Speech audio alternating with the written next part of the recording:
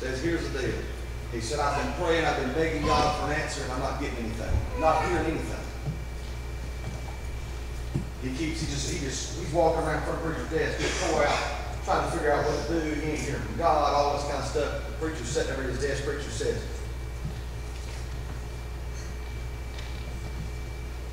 the guy kind of looks at him and says, what?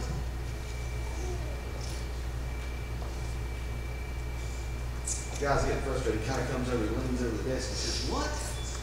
He says, again.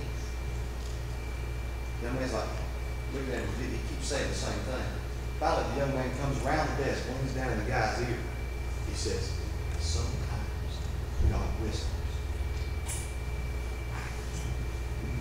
He said, what do you mean sometimes God whispers? He said, sometimes God whispers. Sometimes, if you notice, when he whispers, you got closer. Because a lot of times we start hunting God in the big boom. We want to hear God in this thing. I mean, we wish God would work out a situation for us. Listen to this, 1 Kings 19. We're going to read a few verses. Verses 9 through 12. There he came to a cave where he spent the night. The Lord speaks to Elijah. But the Lord said to him, what are you doing here, Elijah? Elijah replied, I have zealously served the Lord God Almighty, but the people of Israel have broken their covenant with you, torn down your altars and killed every one of your prophets. I am the only one left, and now they are trying to kill me too. Go out and stand before me on the mountain, the Lord told him. And as Elijah stood there, the Lord passed by, and a mighty windstorm hit the mountain. It was such a terrible blast that the rocks were torn loose, but the Lord was not in the wind. After the wind, there was an earthquake, but the Lord was not in the earthquake. And after the earthquake, there was a fire, but the Lord was not in the fire. And after the fire, there was a sound of a gentle whisper. The sound of a gentle whisper. We all wish God would speak sometimes. Sometimes, maybe even now, you're saying, I need a word from God. I'm looking for a word from God in something in my life. I need him to say something. It'd be nice if God would just run a PA system, pull up in front of your house, set the speakers up, some good subs, got a good low-end rumble, and speak in that God-like audible voice that we kind of picture and we hear in our minds, and just tell us, that we know God, I'm going to pray tonight, and in the morning I'm waiting on the sound system to be set up, the lights, and kind of be like that concert you guys are going to tonight. Just boom, here's your answer.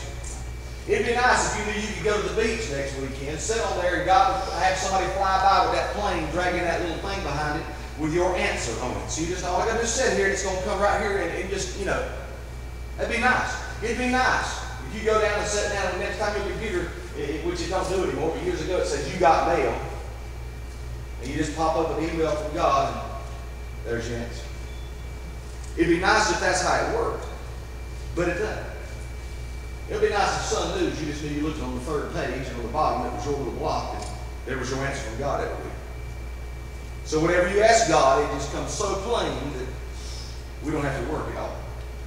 We don't have to search out at all what we're looking for. We want concrete answers sometimes. Because I know sometimes we begin to pray and we think, God, why haven't you chosen to heal me yet?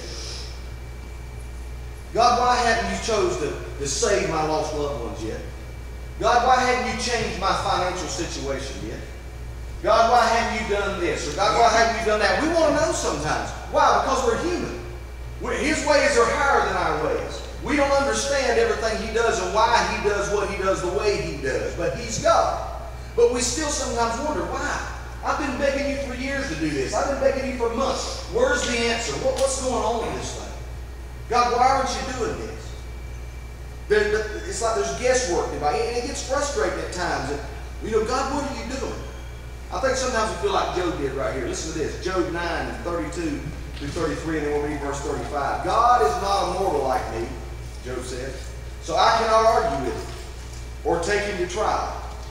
If only there were a mediator between us, someone who could bring us together, then I could speak to him without fear. But I cannot do that in my own strength. That's what Job's saying. He said, look, because God ain't speaking clearly to me right now, I'm kind of afraid that I'm going to misinterpret something he's saying. I want somebody to come down here and say, here's what God's saying. Don't you wish you could come to Tommy during the week and say, look, I'm kind of hearing from God, but I'm not sure what he's saying. Could you kind of clarify this thing? And Tommy just go, oh yeah, and just lay it out. He said, here's what God's telling me. Or you have that person, you can just go to him, it just get laid out so clear, you go, okay, cool. You go back to the house knowing this is what God's saying. This is what God's telling us. If he'd shout, we'd understand. If he'd scream it out, we'd understand. But Elijah here found himself in a cave one day, feeling very sorry for himself. But here, the interesting part about this was not the fact that Elijah's having a pity party. We all do that from time to time, don't we? But the amazing part is that he just comes off a mountain where 450 prophets of Baal are took care of. God wipes them out. And all of a sudden, he's seen God do all this, and now he's running from a woman. So let me tell you, fire a woman. If you can watch God kill 450 prophets of Baal, and then one woman say something, you go hide in the cave. I'm telling you, you're scared of that woman. A lot of women have been scared of in my life. A lot of women you better be scared of. Some of you fellas, I'm telling you, it's rough. It's rough. But here he is. He's seen God do some stuff. I mean, he watched God do all this stuff. He watched God move in this thing when he asked him to. And then he sends him out. And he's out here in this plain. He's out. Listen, when the fire was falling, Elijah was hearing from God. When the fire was coming down and all of it was loud and everything was going on, he had no question that God was moving, that God was speaking. When it was wide open and the ground was shaking and the wind was blowing, he knew that God was talking. He knew that he was in the place. But then all of a sudden he started having trouble with was that still small voice. When God tried to just whisper to him and speak in his heart, he couldn't get that because he was used to this big boom and he was watching God do all these big things. I'm afraid a lot of times we get used to the services where God sits down in the service and he begins to move, and then people get to shout and things get wild, and God begins to move and people get saved and things get to happening, and then worship breaks loose. And we get where we have no question when God begins to speak to that. But then we have trouble when we get in our devotional time or we're just in our car riding and God's just trying to talk to you for you, but we don't hear it because we can't get around the idea that God doesn't always move the same way. God doesn't always speak the same way. God's not obligated to speak to me the way I want him to. God's only obligated to God. He only has to talk to me the way he wants to talk. And sometimes God whispers. Sometimes God just speaks. He's not always going to yell. He's not always going to send the fire down. He's not always going to do that. Sometimes you may end up in a prison cell. Sometimes you may end up in a cave. Sometimes you may end up somewhere you just can't figure out, God, why am I here? God, why am I in this place in my life? And where sometimes you may think, man, and we're the worst as Christians, begin to judge people. Well, I know what's going on in their life. They've done something. They've done something. They ain't right with God. Now then God's punishment. What if God just wants to get you where you can get? What if it has nothing to do with punishment, but it has everything to do with getting you where you're listening? Because in a life, in a world where things are so loud and things are full of so much hubbub, I mean, come on now, be honest with you. You can go in a room with 50, you can walk in a room with teenagers and even adults anymore, and everybody's got their phone. There'll be 50 people in the room, everybody's like, right here. Notice my flip phone. I've had them little droids and all that stuff, and I'm the worst at breaking. I broke 4 or 5 screens on them things. I went down to Verizon last time. I said, I want the cheapest phone you got. They said, what? I said, I want the cheapest phone you got. Well, you won't have data. I said, I don't need it. If I can't see the screen, it does me no good to have it. I said, so give me the cheapest thing you got. I got that thing you throw, I can throw that side of the wall, pick it up, put it back together, and it will not. It'll keep working. You cannot tear it up. $40 phone. You buy one of the other phones, you get the thing, rock it, whoop, she's out. Then right now, right there. It's the phone. But you walk in a room and everybody's like, it's right here. Why? We are so bombarded with some kind of information all the time. From TV to news to our phones. I mean, we're together. We can be with 50 people and not even be talking to any of those people. Everybody in the room is talking to somebody totally different. We get so much information all the time, stuff being programmed into us and things happening. But sometimes we don't even hear God when he's trying to speak to us. The simplicity of God speaking. You may be hunting God and you need a word from God. But there's a reason, I believe, that nothing draws human interest like a whisper. You get in a room full of people, somebody whispers to somebody across the room, and all of a sudden, you get real curious on what's being said. Does it have anything to do with me? Are they talking about me? Does it have anything? What is it? Is it a secret? What is it? It draws all this. You be yelling, do all you want to. We don't care. All of a sudden somebody whispers something. You remember years ago, it ain't polite to whisper. It ain't polite. It draws all kind of interest. God may want your interest this morning. God may be, listen, you may be begging God for an answer. You've been looking at it to come this way, and God's been the whole time trying to tell you through subtle things, just through speaking in a still small voice, just trying to. He's like, if you just come and get this quiet time I've been telling you about, if you just get there, I'll speak to you. I mean, think about it. Listen to this. I was looking at some stuff the other day, and I thought, goodness. Here's some statistics I thought were kind of funny. More information was produced in the last 30 years than was produced during the previous thousands of years. Just in the last 30. Now, here, check this out. The Sun News contains more information than the average person was likely to come across in a lifetime during the 17th century. This is the information we're getting. The first modern computer was built in 1944. It took more space than a tractor-trailer rig, weighed more than 17 Chevrolet Camaros, and consumed 144,000 watts of electricity. And it couldn't execute more than 5,000 basic math problems in a minute. Then the 486. Anybody remember the 486 when this thing first came out? Man, we thought we were bad. We had a floppy disk drive on that thing. We thought that was the baddest computer. Some of you kids go, what's that? Never mind. You have to go to a museum and probably find that. Listen, it was outdated, but was built on a tiny piece of silicone about the size of a dime, weighed less than a packet of sweet blood. This thing will do 54 million instructions per second. Nowadays, it's insane. Your phone will do more than that. Your phone, all this stuff we're bombarded with stuff. But it's shaped our thinking, I believe. It's shaped our mentality. If we don't get it through a text or through an email or through something like that, it's like we're not getting it. The simplicity of conversation in our world is gone. I mean, honestly, do I love text? I text all the time. I get them all the doggone time. Why? Because sometimes it's just simpler to say, do you want this? Yes or no? You ain't got to have a 30-minute conversation to find out, do you want me to pick up some milk at the grocery store? I don't need to know everything else. I'm going to the grocery store. Do I need milk? Yes or no? Not, here's what's going on today. You just never going to understand. It's been a rough day. So if I got to be like, oh. Do I need milk? I'm standing here looking at the milk. Just tell me, do I need to buy some milk? You know what I'm talking about. Do I need this? I don't need to hear about your day. I'm coming to the house. We can talk when we get to the house. Or just text me a long text and I'll read it when I get time. Just something. But right now, I just need to go get milk. People are starting to wonder if I'm so I can't decide. I mean, there's this whole milk, 2% milk, 1% milk, low fat milk, butter milk. They're wondering if I'm having trouble because I'm 30 minutes standing here looking at the milk. Just tell me. So that's my text. Dang. You got to call. I'll tell you, I've been times when I got to call him or her. Oh, this is going to be a 45-minute conversation. All I need to know is so text is awesome. I use it all the time. But I think it's bombarded our idea of what relationship is. All this stuff, emails, texts, and I'm saying wrong.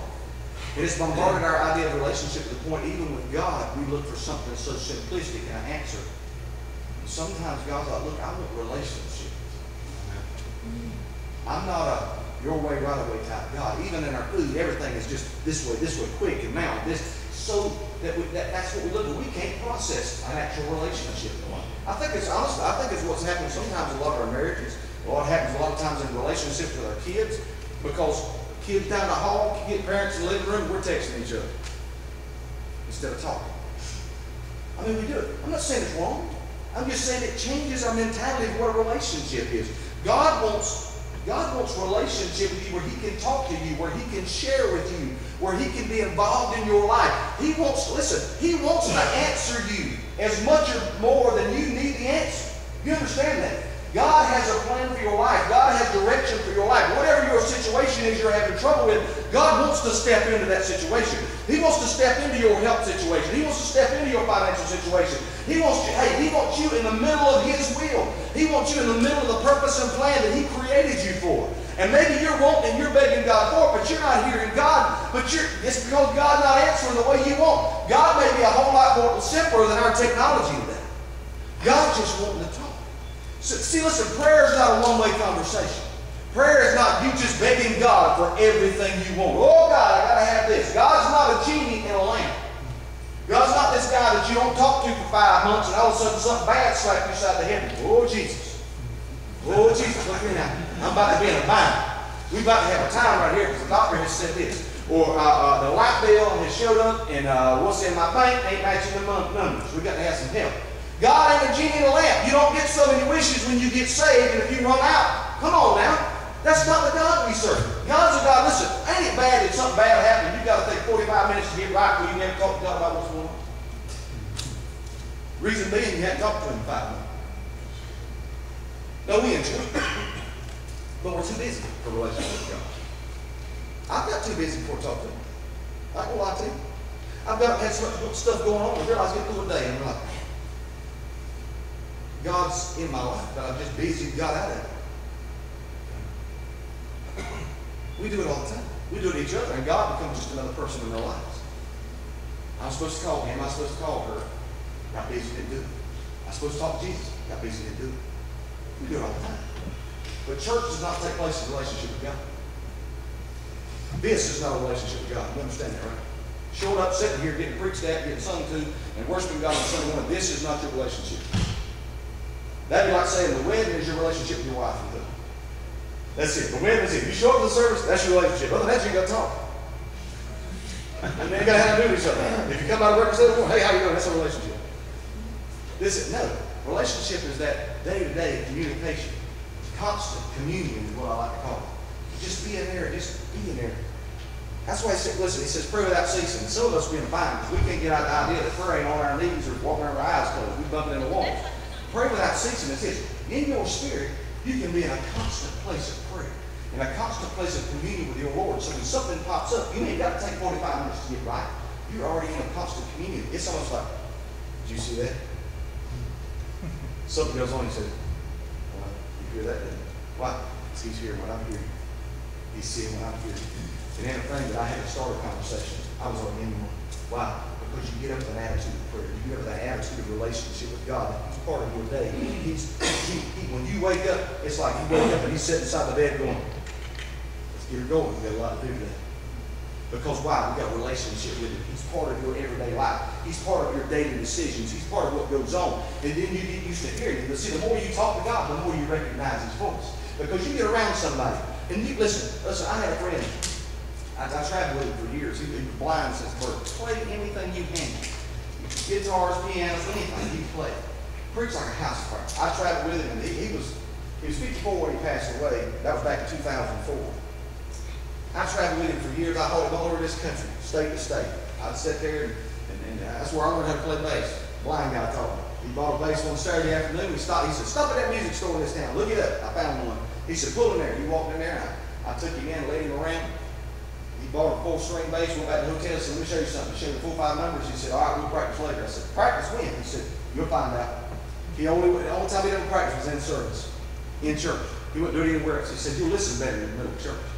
He said, right in the middle of it, I had to learn songs while he was on stage. He playing, and I'm saying, "Oh, Jesus, man, come on now, you better turn my nerves out."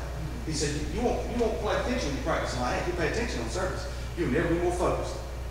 Listen, he could hear you one time if he met you today.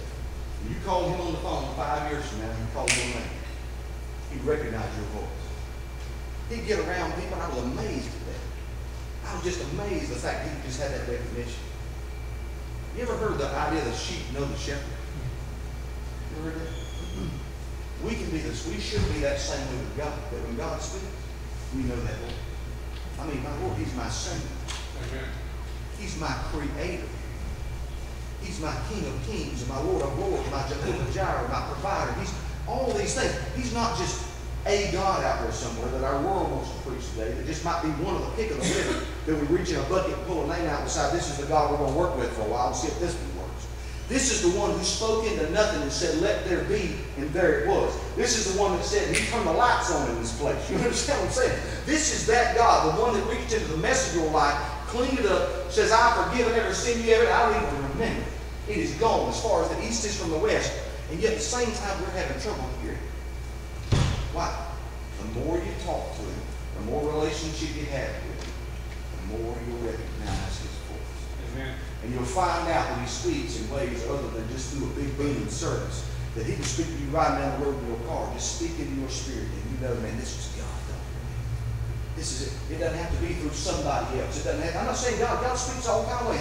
He'll speak to you through a friend. He'll speak to you through your pastor. He'll speak to you through a song. He'll speak to you in a big booming service sometimes when the fire falls and when all the things get to going on, God's moving and revival's breaking out. You think, man, this is God talking to me. But at the same time, sometimes he just wants to talk to you. Sometimes he just wants to speak into your heart because it's personal. You're not a number like the IRS. They just look you up and figure out how much money you owe. You are a blood-bought child of the Almighty God, who he went to a cross not with a bunch of people on his mind, but with you on his mind. By name. He knew who you were, what you would be, what the purpose was, why he created you. You're not on this planet by accident. You're not here by happenstance. You're here because God put you here to fulfill a purpose. You're not just saved for eternity. You didn't get born again just so you can go to heaven and take up space. God's not trying to meet a quota of how many people he's got on the planet and how many he's putting in heaven. God has purpose and plan for your life. You're not just saved for eternity, but you're saved for today. You got saved, if it was last Sunday, guess what? You got saved for Monday. You got saved for Tuesday. You got saved for, what are you talking about? Because you're not here to take up space. It's not just a free pass to heaven, and now I just sit on my blessed assurance and do nothing and wait on something to happen. You're saved because God's got a plan for your life, something for you to do, something for you to accomplish. Listen, every one of us has somebody to reach. Every born-again Christian should have led somebody to Christ. Amen. We got to be soul winners. We're in a day and age when the world's winning them faster than we are, and they don't even know who the world are winning them to. Because they can't agree on who God is, or if there's one. We know the one true God. We know he's real. Because we've seen him move in our lives. We've seen him heal in situations. We've seen him show up when the lights were going to get turned off. We've seen him do things that nobody else could do. And at the same time, we're so tied up in this world and everything that we can't even hear God when he says.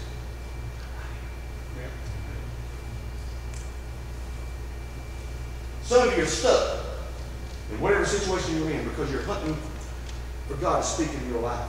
He's over here going, kind of like the guy who used to tell the story. He was in that flood. You heard it. On top of it, he climbed on top of the house, the whole place flooded. Him begging God, oh God, save me. God, you got to get me out of here. I'm on ground. You got to do something. Guy flies by in a helicopter, opens up there, comes upside the house, says, come on. No, I'm waiting on God to show up. Helicopter flies off. All right, we good. Guy comes up a boat. He God's still begging God, show up, God, do something. Guy comes up a boat. Come on, I'm going to save you. No, I'm begging God to show up. Look at ground. Gets to heaven. God, why didn't you show up? He said, I sent a helicopter and a boat. What you want me to do? We're begging God, oh God, speak to me, speak to me. And God's going, I ain't getting loud. I'm just trying to see it. Here's what I got. Oh God, I want to see the rain. I want to see the thunder. I want to see the lightning. I want to see this, and I want to hear it this way. And God's like, yes. Pay attention. Focus. You know how you do it with your kids. Look right here at me. Look right. God, I think God does the same thing with us a lot of times. Look right here. Because I fail a lot of times my enemy. Now, sometimes it's this way. Sometimes I got to get a little loud. It's like I have to snap that thing out of here. Like, hey. Right here. Right here. It's for your help. You listen to me. For benefit. Pay attention to me right now. But sometimes it works better if it's good.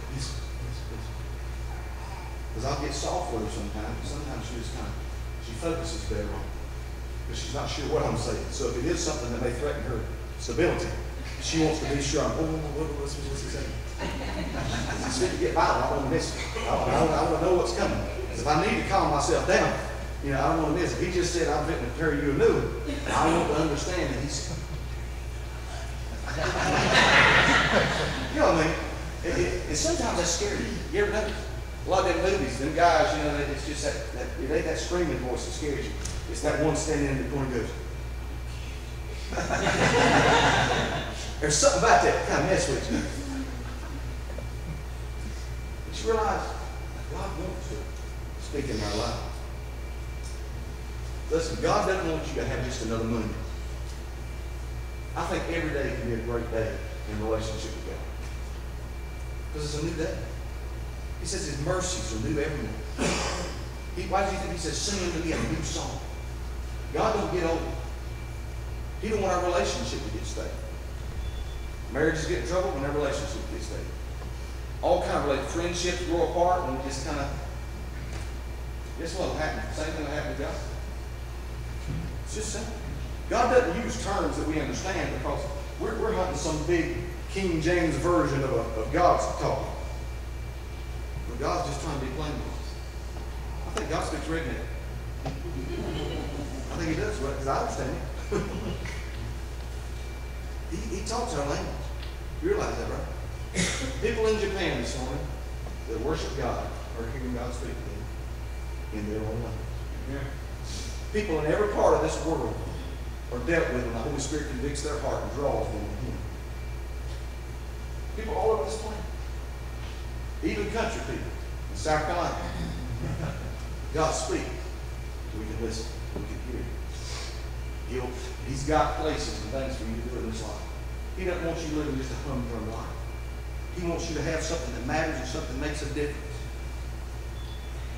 I don't have all the answers. I wish I did. I wish I had. Man, I'm telling you right now, it'd be nice if I just had all the answers. For me, for y'all.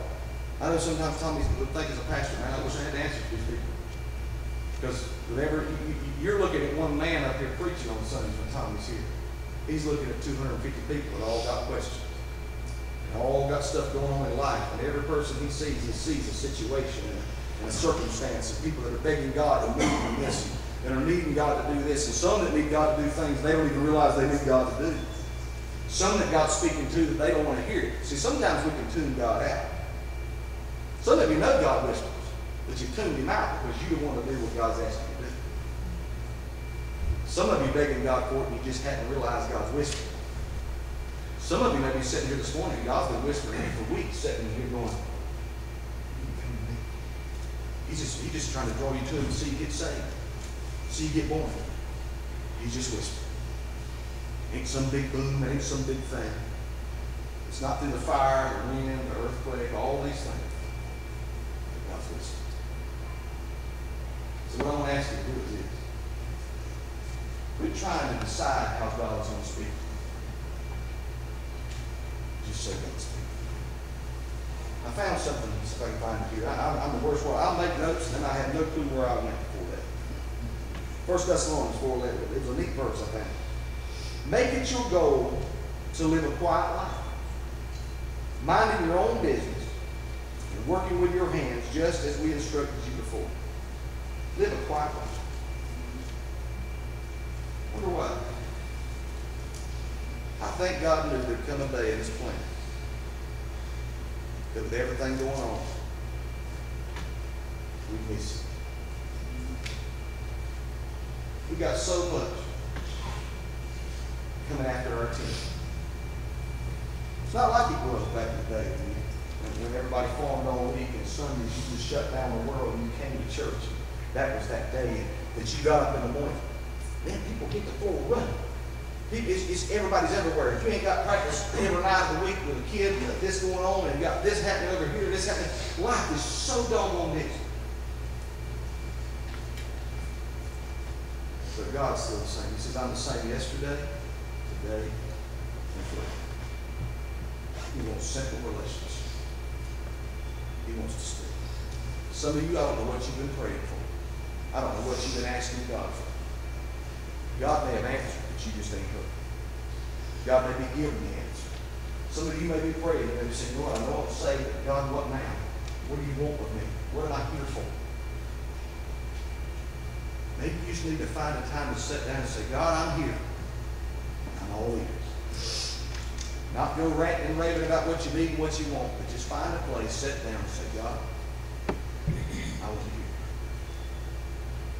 Turn the phone off, turn everything else off, and say, God, this is yours.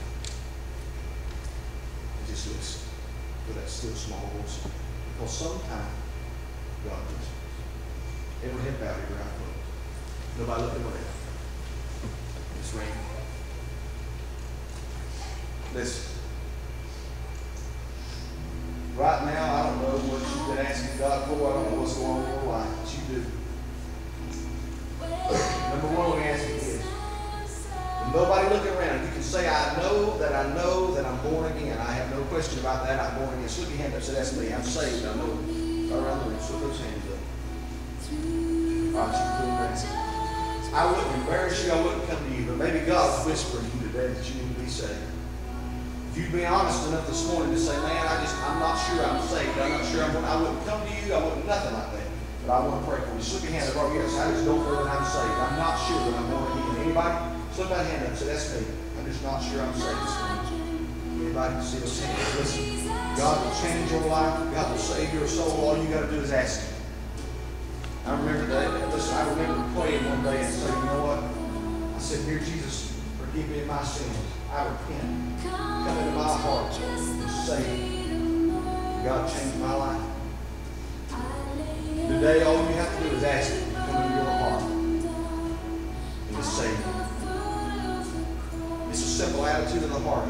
Ask Him to come in. God may be whispering to you today. You need to listen. You need to respond. Accept Him as Lord and Savior. Just pray something like that simple prayer. Just tell Him that you want Him in your life. Ask Him to forgive you your sins and come into your life and save you. I promise you. He said, whosoever shall call on the name of the Lord shall be saved. Church, how many of you say, nobody looking around you say, you know what, I need a word from God. I've been trying to hear you, but I just haven't heard it. Anybody? Put the hand up and say, that's me. That's me. Listen. God may be whispering. I'm going to pray in just a minute. I want you to find a place at this altar if you need to. Whatever you need to do. If you need to get in the choir, whatever you need to do, if you need to find a friend just to pray with you. Listen, God wants relationship with you. How many of you say, I want the fullness of a relationship with God? Is that you today? Slip your hand up. I want that fullness of a relationship where I know God's voice and I recognize Him when He's talking to me. God wants that for you too. I promise you. Dear God, today I pray right now that you do in here what we can't make happen, what I can't make happen, but do what only you can do as God today. Move in this place. For those that said they weren't sure they're saved, God, I pray they walk out of here born again today. For those that are needing to hear from you, God, I pray right now you begin to speak into their lives. And God, do a work in this place today. Change our mindset. Open our hearts to what a true relationship is with you. God, we love you today. We thank you. And we pray. Stand right where you are. As the music plays, this altar's open. If you need to find a place. If you need to be saved, you come right here to me. If I'm one of these people in this church you know, whatever. Stand with me this morning. Begin to pray for those who are left and right.